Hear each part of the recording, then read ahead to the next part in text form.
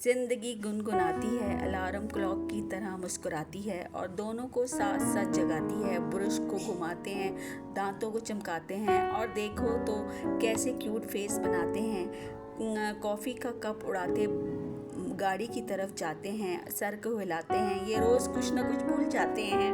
हाय, और ये कैसे इतना सीख जाते हैं। ऐसे लगता है जैसे बांधे हुए हैं, नहीं कोई दूरी है, जैसे चंदा और चकोरी है। क्या कोई आपको भी लगता है ये एक परफेक्ट जोड़ी है? और नहीं, कहानी इतनी सीधी थोड़ी टेढ़ी मेढ़ी है। हम टीवी का ड्रामा शुरू हुआ है।